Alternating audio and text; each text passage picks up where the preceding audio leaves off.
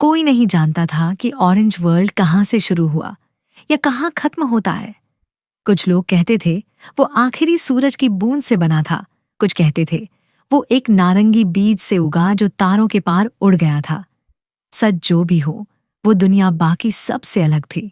आसमान पीच सपनों जैसा था, बादल आम की मलाई जैसे मुलायम, और हवा में हल्की सी गर्म साइट्रस और शहद की खुशबू तैरती थी। हर फूल हल्का चमकता, हर नदी सोने सी झिलमिलाती, और हर परी अलग अलग शेड्स में ऑरेंज चमकती। पर उन सब में एक थी जो सबसे अलग चमकती थी। उसका नाम था जीरा, गंजी परी।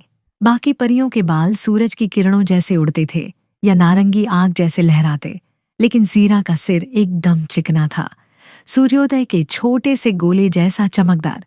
जब वो अपने पंख फड़फड़ाती तो उसका सिर इतनी रोशनी पकड़ लेता कि तितलियां उसे सुबह का तारा समझकर उसके पीछे उड़ जाती।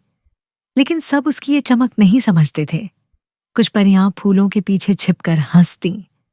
बेचारी जीरा, वो कहती, जिसके पास सुनहरे बाल नहीं, वो जादू कैसे करेगी। जीरा कभी कुछ नहीं कहती, वो बस मुस्कुराती।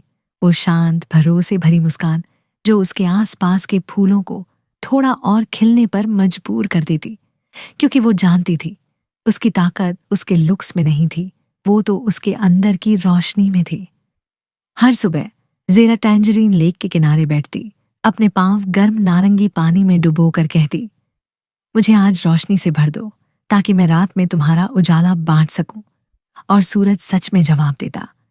उसकी चमक जीरा की त्वचा और पंखों पर उतर आती, और उसका सिर एक छोटे सूरज की तरह दमक उठता। रात को जब सब कुछ धुंधला हो जाता, जीरा हल्की सी रोशनी में चमकती, भटकी जुगनुओं, उनींदे लोमड़ियों और खोए सपनों के पतंगों को रास्ता दिखाती। धीरे धीरे सब उसे लैंटर फेरी कहने लगे। फिर एक दिन कुछ अजीब हुआ। ऑरेंज वर्ल्ड की चमक गायब होने लगी, नदियां फीकी पड़ गई, आसमान बेरंग हो गया, यहाँ तक कि सूरज भी कांपने लगा। पर यहाँ डर गई, उनके पंखों की चमक चली गई, उनके जादू ने काम करना बंद कर दिया। बिना रंगों के ऑरेंज लियां बस एक साधारण सी जगह बन गई। जीरा ने धूसरा आसमान की तरफ देखा और उसके दिल में हल्का सा दर्द उठा। उसे अब भी सूरज की गर्मी महसूस हो रही थी, कमजोर पर जिंदा। तो उसने अपने पंख फैलाए और उड़ चली, पहले से कहीं ज्यादा ऊंचाई पर। हवा गरज रही थी, बादल घूम रहे थे, बिजली चमक रही थी, लेकिन जीरा रुकी नहीं। आखिर वो तूफान के ऊपर पहुंची, एक छोटा सा बिंदु गर्जन के बीच। उसने आंखें बंद की, अपने सिर को छुआ और कहा, अगर सूरज भूल गया है कैसे चमकना, तो मैं उसे याद दिलाऊंगी।